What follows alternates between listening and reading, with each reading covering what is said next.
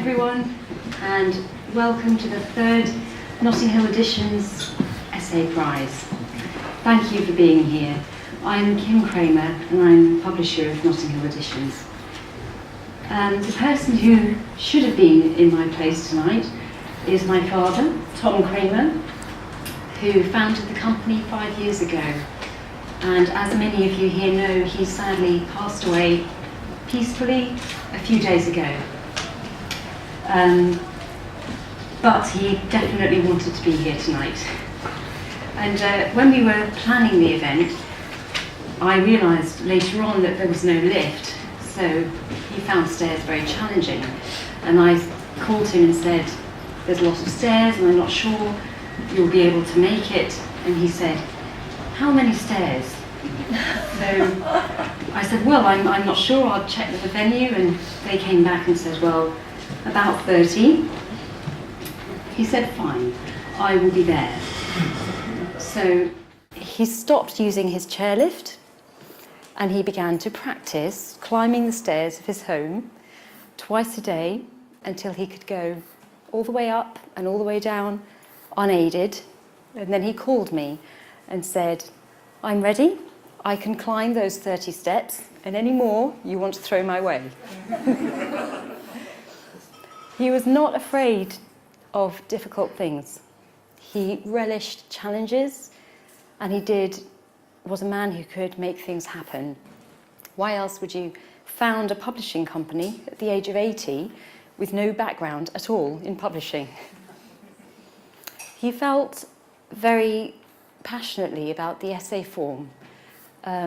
He felt that it was vital in our times more than ever in its history that we should be using this and celebrating this form. He wanted to establish it at the centre of cultural life.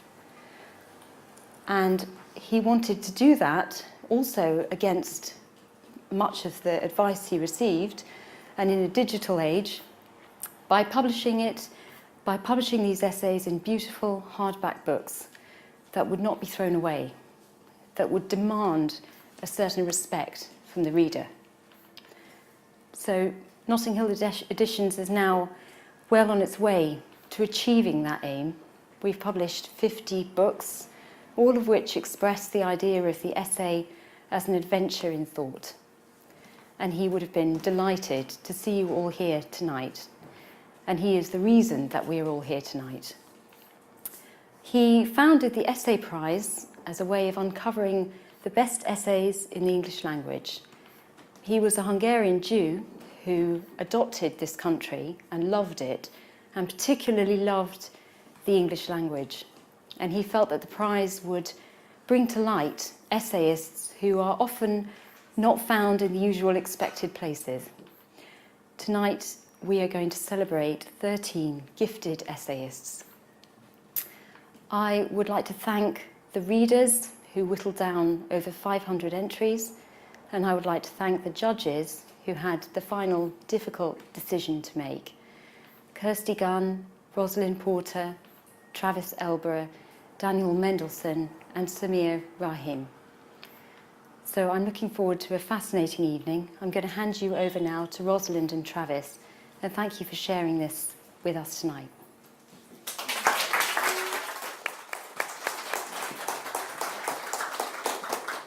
Thank you, Kim. My name is Rosalind Porter. I had the pleasure of chairing the judging panel this year, along with Travis Elborough, Kirsty Gunn, Samir Rahim, Daniel Mendelsohn, and one more? That's it. I think that's it. Just me. It just seemed a bigger room at the time. It did. Which was a really, really wonderful experience.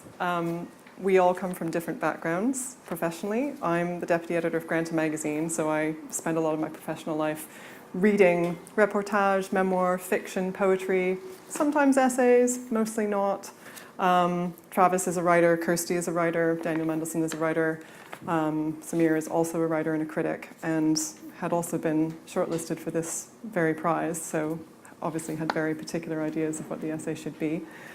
And it was a really, really interesting experience. We read, as Kim said, about 77 essays and whittled it down to a short list of 12. And we then chose 6 runners-up, from which we chose a winner, which will be announced later on this evening. The essays themselves were wonderfully varied and expressed a lot of the ambiguity of what the form is itself. What is an essay? We all know that it comes from the Old French. Well, there's a lot of chat about how it comes from the Old French word essai, a try. Montaigne famously defined it as an experiment, a trial. Personally, I felt that I didn't know what an essay was until I was in school, and somebody taught me that it is an argument in which you put forward a thesis, you have 3 points, you prove them in 3 paragraphs, and you sum it up neatly at the end with the conclusion. Bing. Which I thought was great. It was like literally doing your homework by filling in the blanks. But as we read in so many different forms today and so many different genres, and there's a wonderful way in which so many contemporary writers are jumping the fences of genres, the essay can mean so many different things. One of the really interesting things that happened during this judging process is that we all went in with a very kind of laissez-faire attitude to what the essay was. Oh, you can't really define it, we don't want to be prescriptive. And then as soon as we started, going to bat for the pieces that we felt were the strongest, all of a sudden we sort of did have very strong views about what the essay should be. So it was a really wonderful experience having these conversations with people who think about essays a lot, but also who are writers of essays, and reading all these pieces that were so varied. I'm briefly just going to outline what's going to happen this evening. As I mentioned, we have 6 finalists, 5 of whom will obviously be runners-up, and there will be 1 winner. We are going to bring them up on stage in a little while, and Travis and I will talk to them a little bit about their essays. Obviously, we know that none of you have read their essays because the book hasn't been published, but will be made available at the end of the evening. So our discussion with them won't be in any way, you'll understand what we're talking about, I think.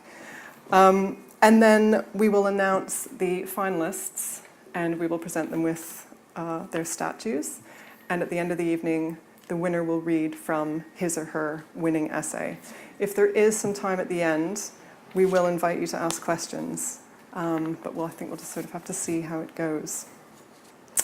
But again, before we bring the finalists up on stage, I do think this question of what the essay is and how we define it, especially in terms of a prize like this is the biggest essay prize, I think, in the English-speaking language. So there have to be some parameters. You have to sort of have some idea of what you're looking for. And as I mentioned, all of us, we all sort of went in with this sort of very relaxed attitude, but I think it's fair to say that we did get there were some touchy moments when some of the judges, well, all of us, I think, became very strict about what we felt an essay had to be. Would you agree with that, Travis? No, completely. And I'm not sure that even when we were arguing what it had to be, we knew what it had to be either, which it sounds completely contradictory and obtuse. But I think, if there was one split, it was whether it should have an argument or whether it should just be something more immersive somehow or other and evoke an atmosphere or a period. It still had to make a point in some way or other, but it didn't. I think that was the one schism, perhaps. But even then, I don't think it was hard fought. I think as will become apparent when we invite the whatever we're calling them, the finalists, the anointed ones onto the stage. That some of them are much more fluid, and the arguments that are presented are less didactic, for want of better words, and some of them are more pronounced and solidly progress through a story or a tale, and have a very particular experience in a way to convey. And I think that was one of the things, wasn't it? I think we definitely all agreed on one thing, which was the essay could be about anything. There weren't particular subjects that had to be dealt with. No.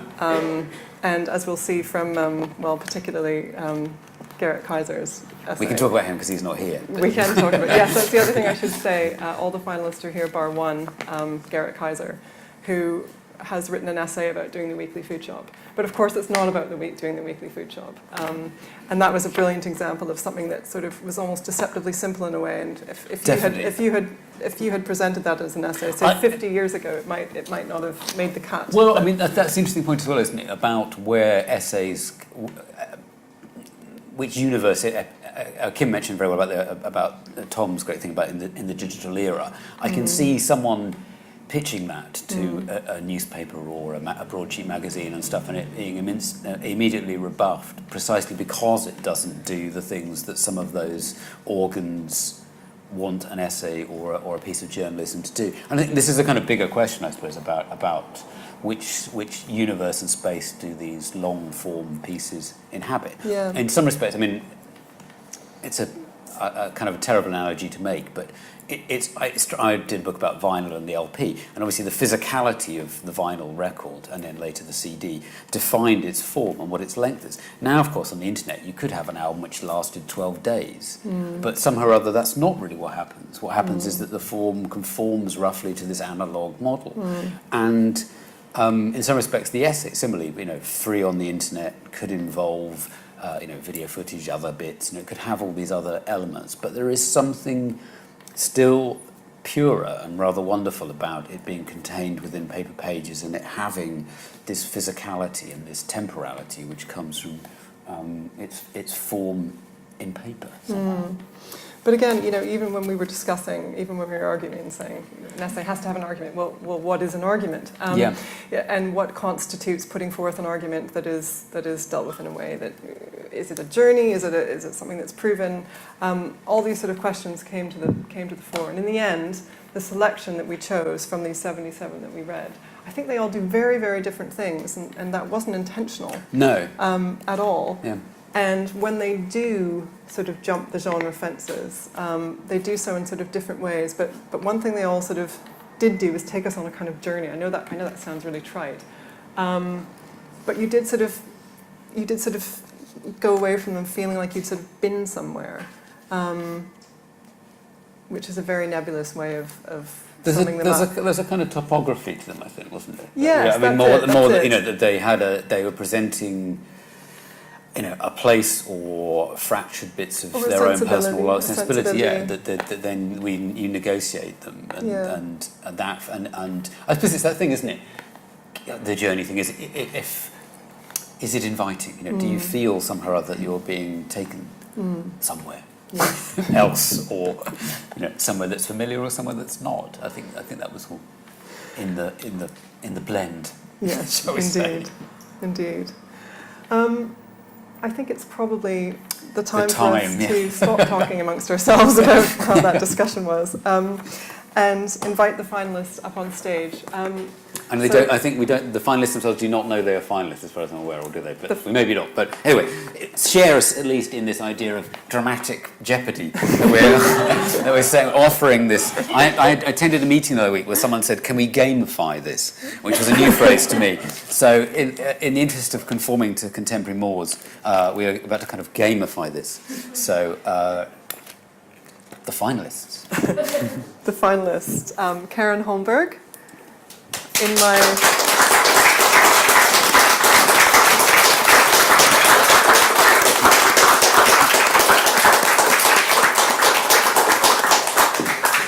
The display board is here, obviously, for those at the back. Garrett Kaiser, who unfortunately wasn't able to join us this evening. He lives in America, as many of our finalists do. Patrick McGuinness, The Future of Nostalgia.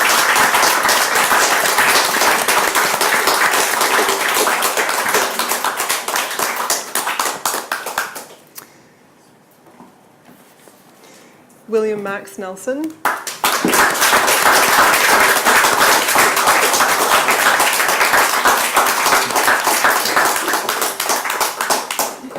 Five Ways of Being a Painting. Dasha Skripella.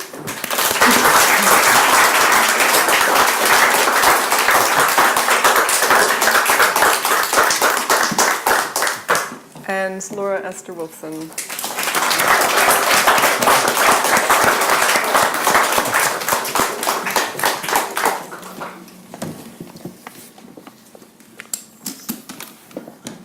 So are you all sitting comfortably as it were on this?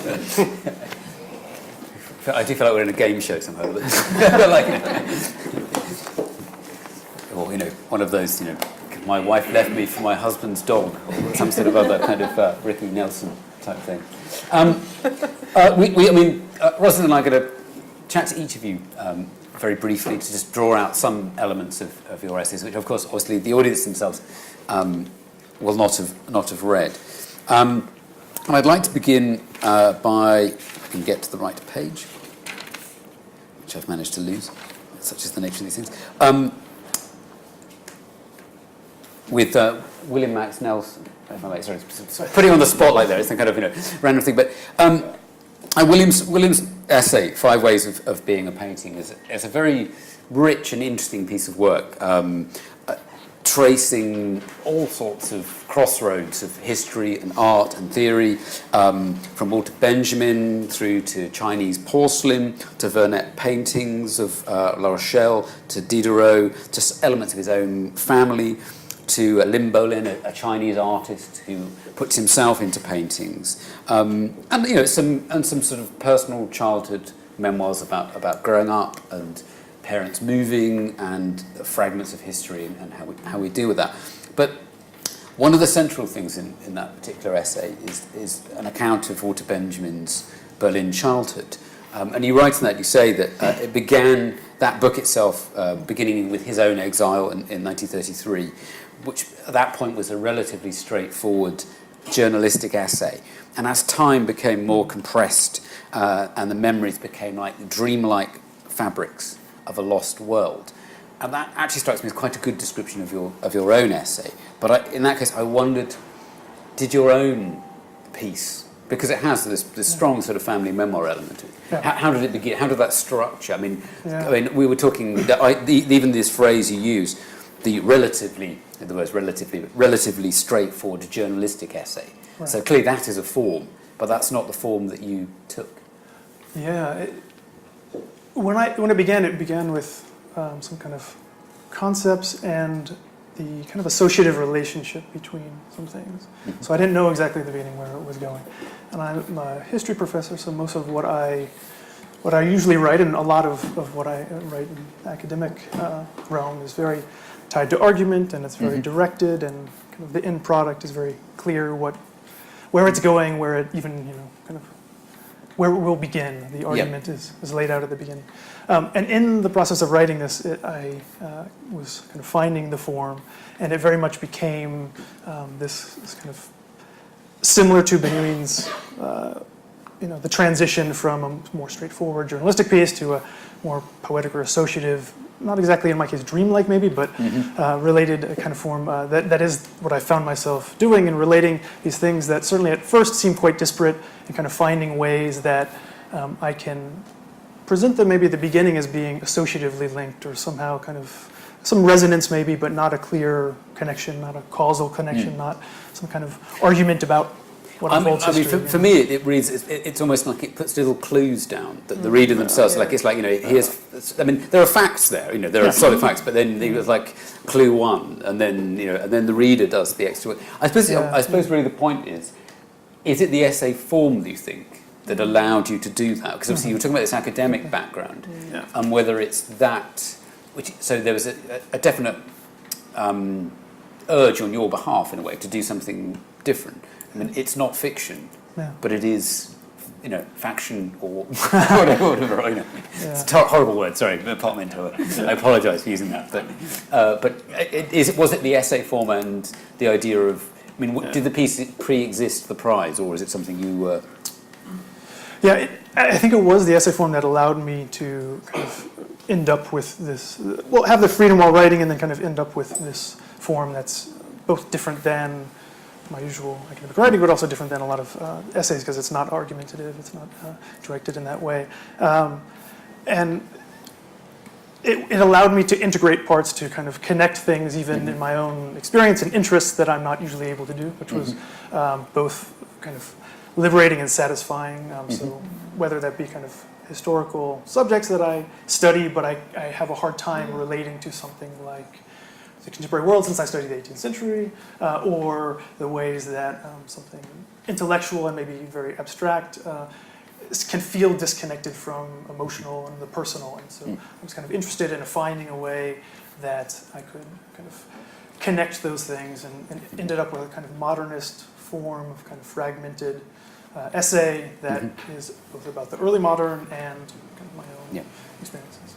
I suppose one thing we should also say about this piece before we move on is that it incorporates images. So it's not purely the written word, and that's obviously a decision. Yeah, I didn't know if that would fly at all. I think it proves some, for the typesetters, I think it proves something of a complication by all accounts. But there was nothing in the fine print that said I couldn't. So I was like, So, but you thought you could take that risk, or felt like you should. I mean, it was built around that. So I mean, when I first started writing it, it was purely textual. But then very quickly, because images play a big part of the piece itself, it made sense to incorporate them. And then the interesting thing as well, kind of the freedom, was to try and think about the relationship between text and image, and move away from the more direct kind of illustrative relationship, but also, there's lots of people who use images as creative relationships to text, but maybe how I could do that in somewhat different ways, or at least try to do so. So a lot of it for me was about the relationship and the sequencing, actually, of images. So sometimes you get images before you've kind of been introduced to a certain topic, and then sometimes as further things become revealed, maybe that previous image is kind of felt in some kind of way and resonates, and you see it differently. Laura Esther Wolfson, you've written a very different kind of essay. It's much more straightforwardly personal, but you use the sort of personal in order to explore lots of other things. There's sort of a way in which I feel like I'm sort of giving something away if I talk too much. Like there's a kind of plot thing, but I think I just sort of have to. Take it away. Okay, take it away. It's in the title. Anyway. It's in the title, which is called Losing the Nobel. Laura worked as an interpreter for Svetlana Alexievich 10 years ago, 12 years ago. Did some work with her, and you were sort of bowled over by your experience of working with her and being introduced to her work. And for a variety of reasons, you then turned down the opportunity to translate her work into English before she won the Nobel. So Laura's essay explores a lot of feelings about reading the announcement about Svetlana Alexievich's being awarded the Nobel Prize for Literature 3 years ago, which you brilliantly delve into all the sort of different kinds of emotions, the ambiguity of feeling. But there are also so many different ways in which your essay addresses more theoretical, academic, literary subjects, including the difference between translation and interpretation, what translation is, what you do as a translator, and of course your own personal ambitions to be a writer, which I found fascinating because I've now decided that I don't take part on, I just won't participate in any panel that talks about translation anymore, because it's just become so boring to me, because I feel like the same thing just gets said over and over again. It's the same, it's different, it's the same, it's different. But somehow, and the same things are kind of said, but somehow you managed to illuminate things for me about translation, and whether or not that was partly to do with the fact that you were talking about a writer whose work I am very familiar with, and so I was able to really kind of get a sense of what you were talking about. But I wanted to ask you a little bit about that tension between your own writing and your own work as a translator, which you do explore a little bit in the essay, and to ask you whether or not the original intention was to be a writer and the translation was a kind of aside, vice versa. Possibly the translation was a way of not having to really be a writer, but you couldn't be a writer. Well, the desire to be a writer definitely preceded becoming a translator. I decided to become a writer very soon after I became a reader. So I was still in the single-digit age when I decided to become a writer. I spent many years trying to avoid being a writer, and translation was one of those strategies. Yeah. And it's been a lovely way to make a living. But as I say in the essay, which doesn't have an argument. It's really just a story. But it has arguments. I'd say it makes a few sort of. Well, we can get to Okay, that. we'll get to that. you'll tell me what they are. Sorry, I lost my train of thought.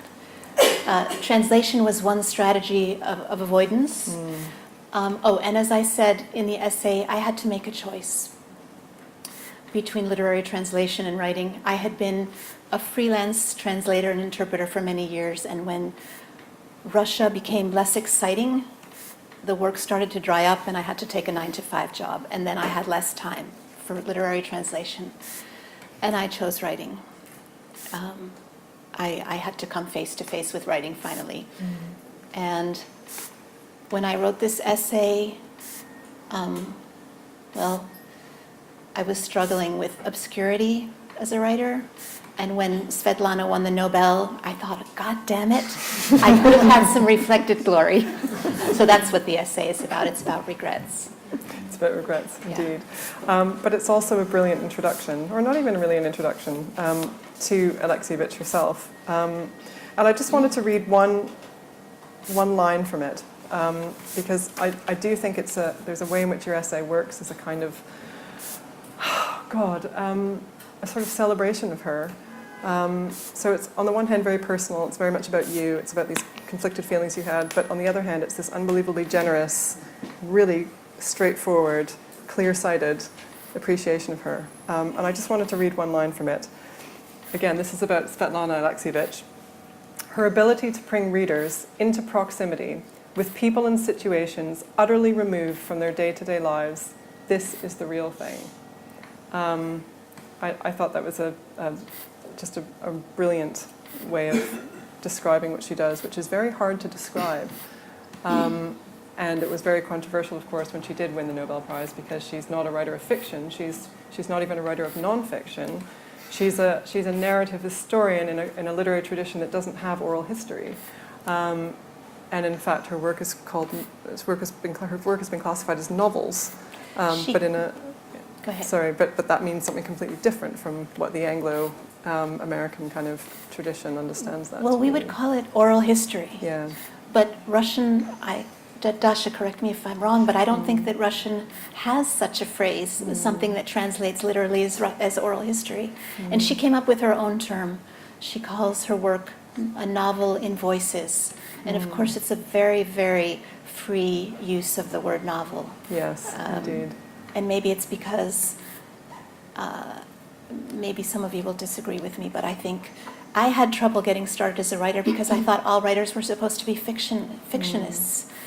And the dominance of the novel can be very suffocating to those of us who write in other forms. So thank you, Notting Hill, for giving such prominence to the essay form. But I think that's perhaps why she borrows that term, and part of the reason anyway. Before we move on, I just want to go back to that point that I made about how I do think your essay has some arguments in it, and one of them, at I would least take for issue me, with that. you made an argument for what you think translation is, and I thought that was really, really well done.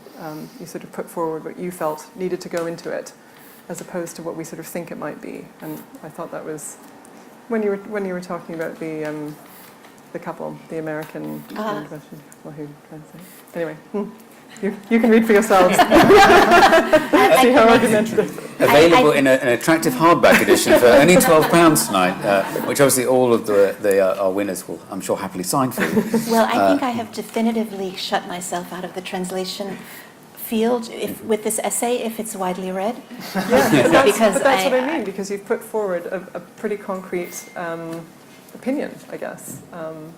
I make some enemies in this piece. Yeah. Yeah, It's brilliant. thank you. And next, it's sort of the absent presence of Garrett Kaiser, who wrote an essay called Grub, a man in the market, which until about 10 minutes ago on the PowerPoint was called Guts.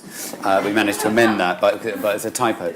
But there's an element where we were going to say, we've managed to spell his title wrong because obviously he hasn't bothered to show up, so he can just see what the hell we like with his piece, because he's not here to object to it.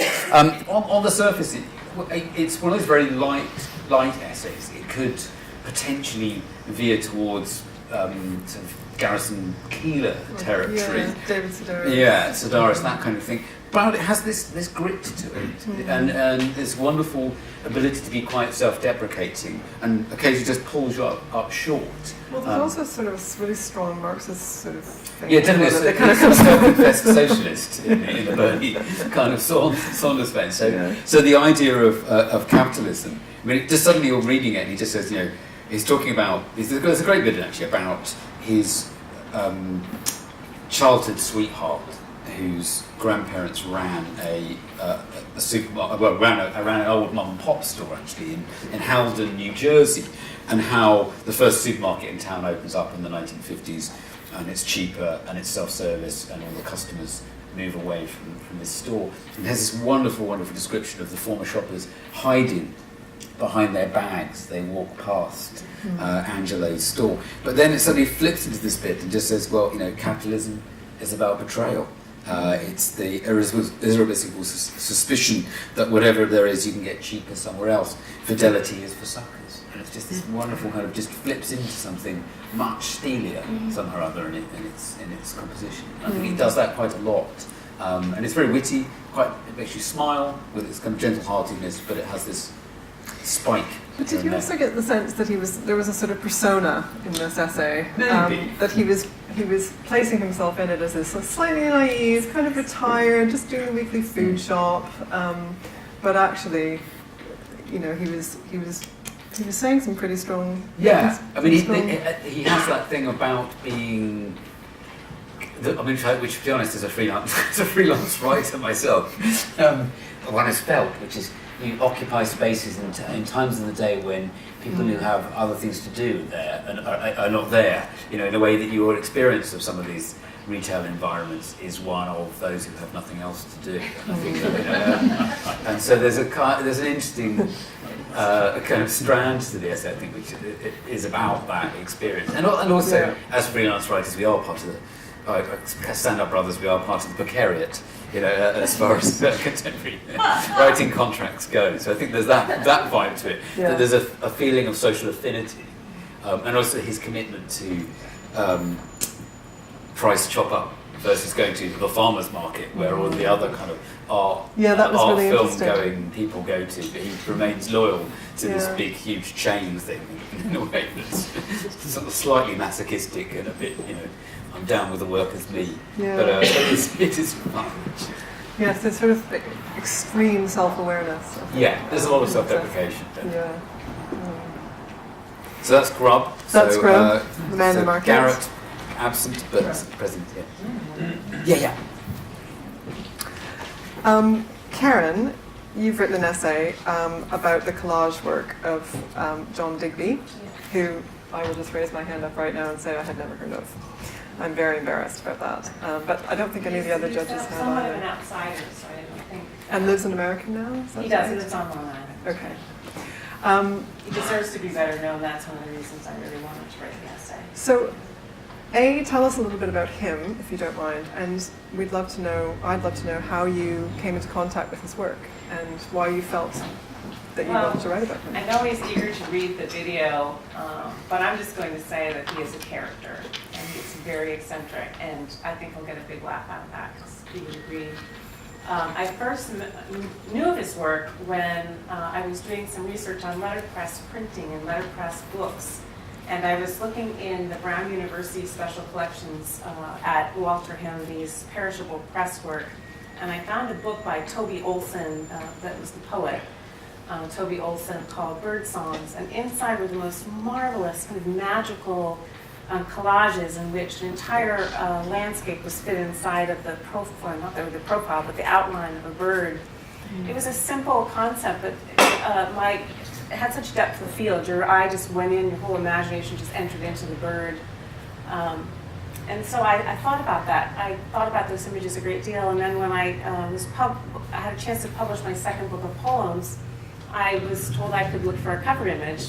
And I immediately thought of his work. So I tried to find him, and he was somewhat difficult to find, but I tracked him down finally to this press called Feral Press on Long Island, which is run by him and his wife. She also fosters a colony of feral cats on Long Island. She takes food around to them, and so therefore Feral Press.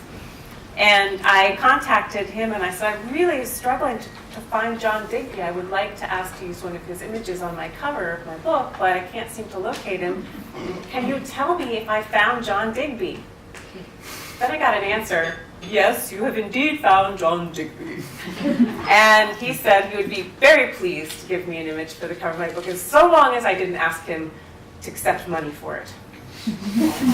And that was pretty characteristic of my interactions with him from then on. I ended up making 2 visits to him and his wife to their home. I spent 4 days with them on one occasion. The following year went out and stayed in their home for another 4 or 5 days, and crawled down the steps of their basement where all these huge dehumidifiers were humming, and pulled out of the flat files every piece of work that he'd ever pretty much done that he's still had in his possession, including some things he couldn't even remember making. And I took copious notes and photographs of all of them, and I began to realize that they all had very a set group of effects on me as a viewer. That the fact that, and I found myself, because maybe I'm a nerd, I don't know, I found myself wanting to understand how they affected the viewer, and what were their principles of operation and so forth. So the essay coalesced around trying to find a set of maybe 10 ways that you could say that each one of them consistently acted on the viewer. Well, and one really interesting thing you do structurally with your essay is you intersperse your own his own words based on your interviews with him into your essay. It's a kind of a collage in itself, and I also gave me permission to use the material that he had collected for his autobiography. And so he sent me that manuscript, and I collaged in bits of his own description of his early life. Okay. And I interviewed him, so I heard him tell certain stories over and over again, which led me to believe that they were psychically important. They had something to do with his creative process. And then there's some tidbits about my life there as well, because I really felt such an affinity for his work. I felt like a kinship and like a familial resemblance between us in some It's very respects. sort of, I don't know what the right word is, sublime, I guess, in the kind of 18th century meaning of that word. It's sort of beautiful and uncomfortable at the same time. It's sort of dead, sort of bits and pieces from sort of things that have just sort of disappeared, and that he sort of makes something beautiful of it. I should explain. He makes the collages from old books that have been called broken books, which are the old damaged books from the 19th century that had these gorgeous engravings. He doesn't actually mutilate the books to make the collages. He makes a very high quality reproduction of the image in order to make the collages. And I can't think of anyone else who's doing that. I mean, in that way. I can't either. No. Extremely original about what he's doing. Because again, there are images in your essay as well.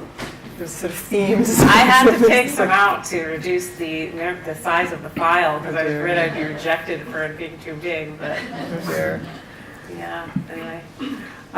Well, thank you for introducing me to the work of John Digby. Pleasure. I wonder if he'll have an exhibition or anything. Or I mean, he's just. I hope so. Did he leave Britain because he felt unappreciated here?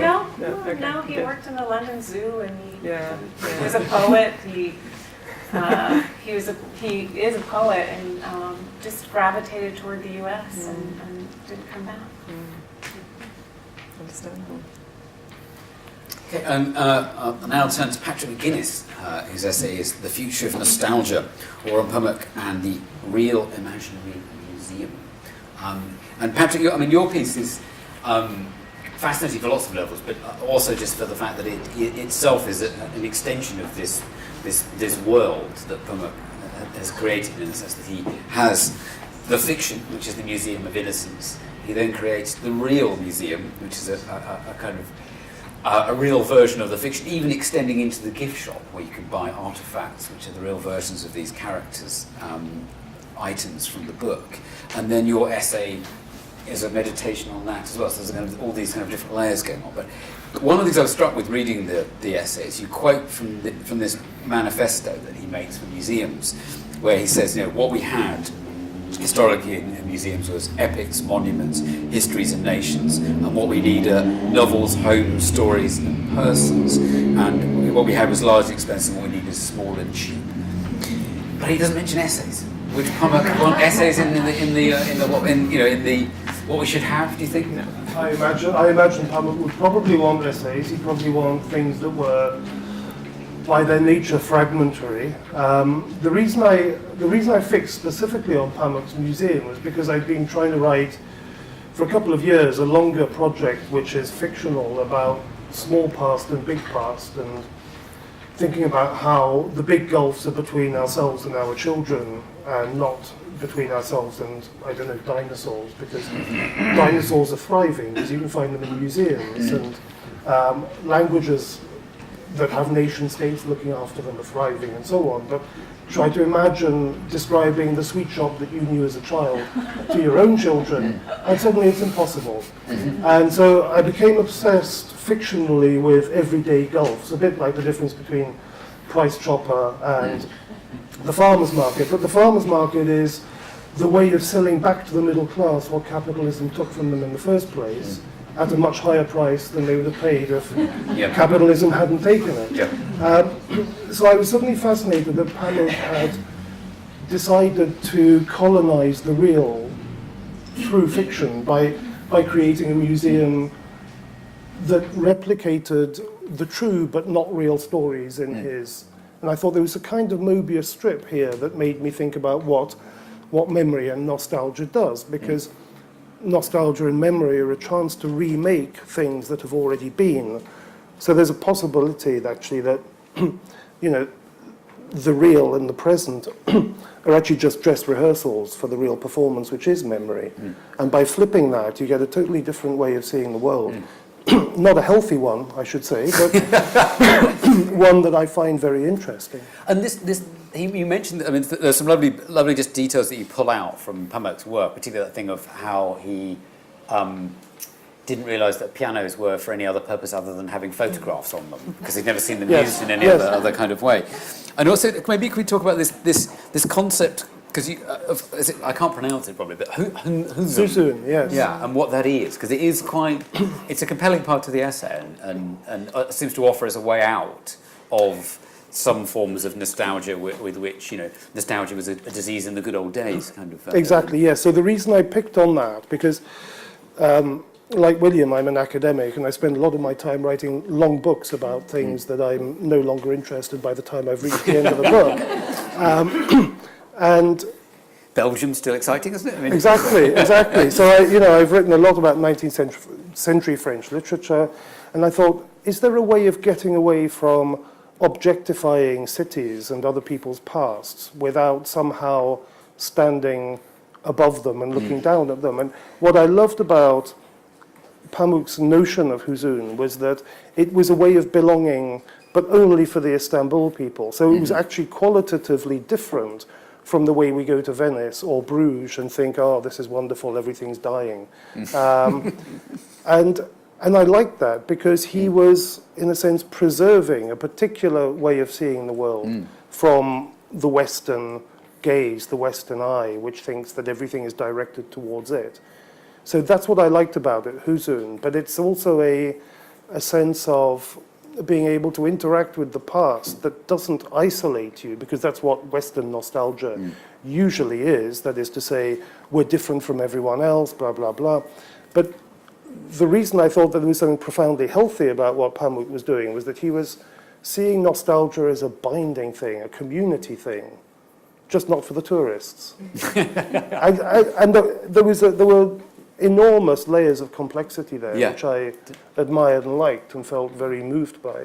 No, I think that certainly comes. And also this idea of wearing, in a way, they wear the nostalgia with pride to a certain extent, that it's a different... I mean, William Holford, the sort of architect, had this whole thing about going to Rome and just saying the ruins are too strong. Nothing can kind of grow from this. And I think this is a way of perhaps contradicting that condescension. I think that's right. And also his attention to the everyday, I don't know about anyone else here, but I'm sick of castles and kings and queens and parliamentary buildings and open-top tourist trains. What I really would like is a Pamuk-like museum where you look at tiny details, ordinary people's lives, the half-drunk cup of coffee, the embers in the grate, that kind of thing. And that's what his philosophy is about, is kind of recovering all the stuff, the small pasts. Flea markets now do. And that, yes, Yeah. that's right, yeah. Yeah, which is, And that's always interested me. That's where I thought life really was. Where what we throw away Personal. is As well, yeah, because the bin is the bin is the double of the archive, isn't it? It's just a different kind of archive. Dasha, I think nostalgia comes up in your essay a lot too, but in a slightly... No, I don't think so. Oh, right, okay. Okay. Just to let the audience know what you've written about. You've written about dachas, is that Dachas. how... Dachas, which are temporary summer houses, which in Russia... They're not temporary, they're self-built. Self-built. Yeah, but they can last as lifetime or however long people would want to. They're not permanent in the sense that people usually don't live the year round. But in terms of structures, they're not temporary. Got it. And this tradition goes back to Tsarist Russia. Yeah. And your essay sort of uses these structures. Well, I think you have a sort of very personal interest in them, but I think also you've been able to use them as a kind of prism to look at all the different political and social epochs throughout Russia and Soviet history in the past.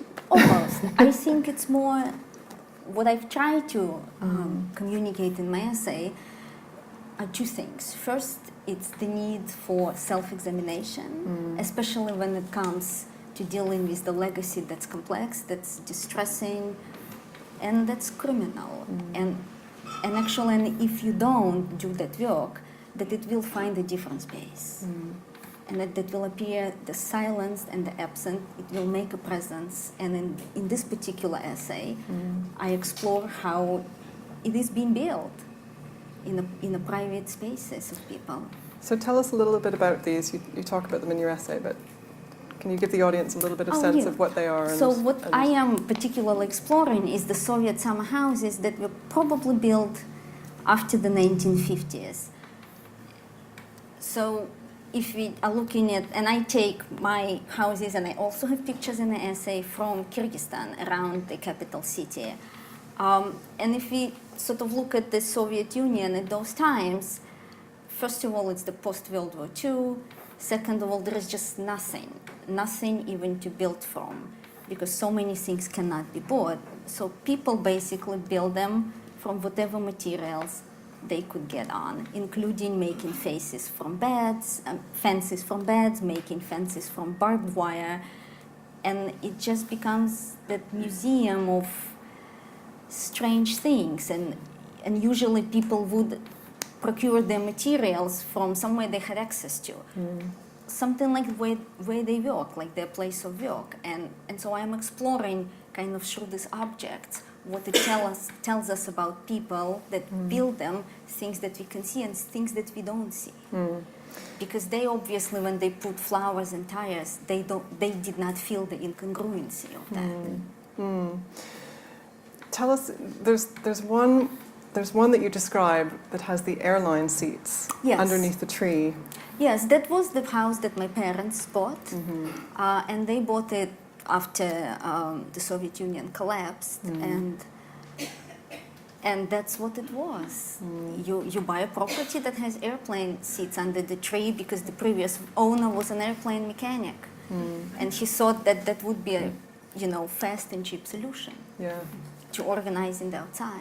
But there's also, you also talk about in the beginning of this, everything was very rigid, the rules, Absolutely. very rigid, yet because the materials were so scarce, people were just using whatever was around to build these structures. So there's this weird kind of tension between this rigidity of what you can do and then this freedom to just find whatever you want and build something and live in it for the summer.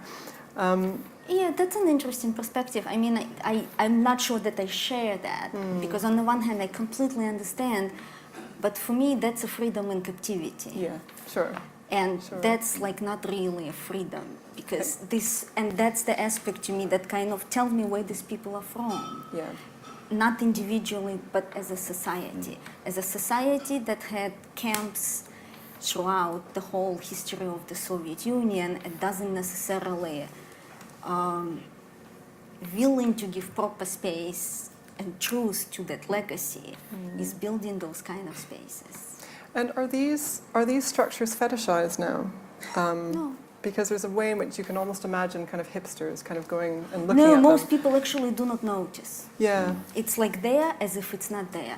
People don't really see the whole incongruity and Yeah. the strangeness of that It's in a so beautiful strange. nature. Yeah. And that's why I also wrote about that. And do you still have your families? Yeah, Gotcha. I mean, without the airplanes. What happened to the airplane seats? I want to know. Yes. Well, thank you all so much for talking to us a little bit about your essays. And I hope we didn't kind of give too much away about them. I hope we managed to whet your appetite. They're definitely worth reading. Absolutely. We've come to the point in the evening where we need to announce the finalists, and we're going to do that. And I'm going to announce the finalists and the runners-up. And Travis is going to help me give them a statue. Some statues, apparently. And it will be obvious at the end who the winner of this year's essay prize is. And we will then hear from that person. I know the essayist will be at the reception after. You can talk to them, you can ask your questions there. So, with no further procrastination, I'm going to start with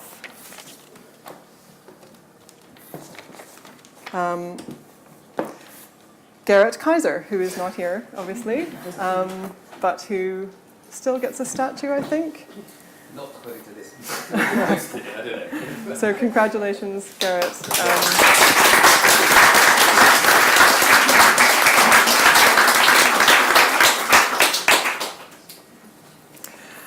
Our next runner-up is Karen Holmberg.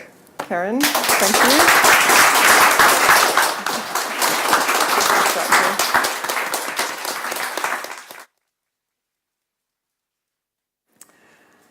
And we have Patrick McGuinness.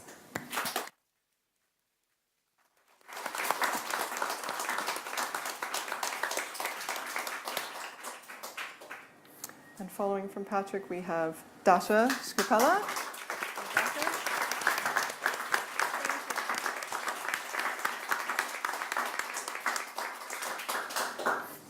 And finally, Laura Esther Wilson.